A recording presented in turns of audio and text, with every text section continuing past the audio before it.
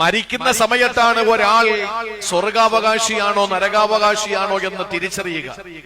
അല്ലാതെ വേഷഭൂഷാദികളോ രൂപലാവണ്യങ്ങളോ ആകാര സൗഷ്ഠവമോ ആകാര വടിവോ അല്ലെങ്കിൽ പാണ്ഡിത്യത്തിന്റെ പരമോന്നതിയോ സമ്പന്നതയുടെ ഏതെങ്കിലും വലിയ ഒരു ആർഭാടമോ ഒന്നുമല്ല ഒരു മനുഷ്യനെ സ്വർഗ നരക അവകാശികളായി വിധി എഴുതപ്പെടുക.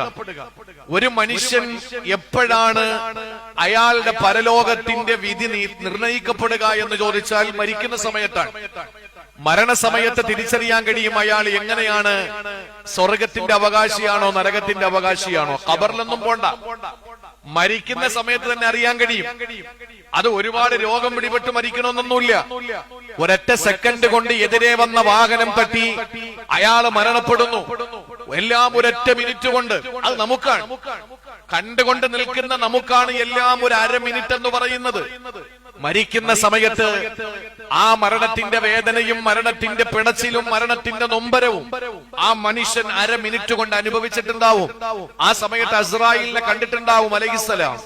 ആ സമയത്ത് ആശയ സംവാദം നടത്തിയിട്ടുണ്ടാവും. പടച്ചവനെ തിരിച്ചു വിളിക്ക് ഖാബിലുൽ അർവാഹിനെ, ഞാൻ കുറച്ചുകൂടെ നിസ്കരിക്കട്ടെ, ഞാൻ നിസ്കരിക്കാൻ പോയതാണ്, പോകുന്ന വഴിയിലാണ് ഈ വാഹനം എന്നെ ഇടിച്ചത്, അതുകൊണ്ട് ഞാൻ നമസ്കരിച്ചിട്ട് വരട്ടെ എന്ന് ഈ മയ്യത്തായ മനുഷ്യൻ മരിക്കുന്നതിന് തൊട്ടു മുമ്പ് ഖാബിലുൽ അർവാഹുമായിട്ട് സംവാദം നടത്തിയിട്ടുണ്ട്. ഇത് കാണാത്തത് നമ്മളാണ്. അത് നമ്മുടെ കുഴപ്പമല്ല, അത് നമ്മുടെ അറിവിന്റെ പരിമിതിയാണ്.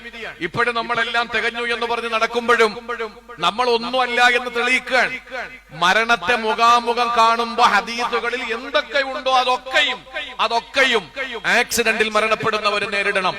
അല്ലാതെ ഈ രോഗിയായി ഈ ശരീരമൊക്കെ പൊള്ളി ഇപ്പോ ചോരയും നീരുമൊക്കെ ഒലിച്ച് വാട്ടർ ബെഡിലും എയർ ബെഡിലും ഒക്കെ കിടത്തി അയാൾ ഇങ്ങനെ വർഷങ്ങളോളം ഇങ്ങനെ കിടക്കുകയാണ്.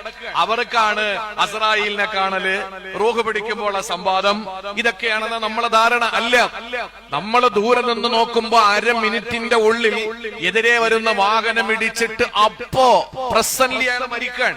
ആ മരിക്കുന്ന വ്യക്തി ഈ പറയപ്പെടുന്ന സകല കാര്യങ്ങളെ നേരിട്ടിട്ടുണ്ടാവും. അത് നമുക്കറിയില്ല.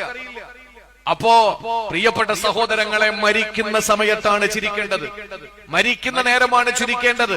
അതാണ് അല്ലാഹ് പറഞ്ഞത്, അന്നഹു അൽഹക വ അബ്ക. ചിരി ആദ്യം, കരച്ചിൽ രണ്ടാമത്.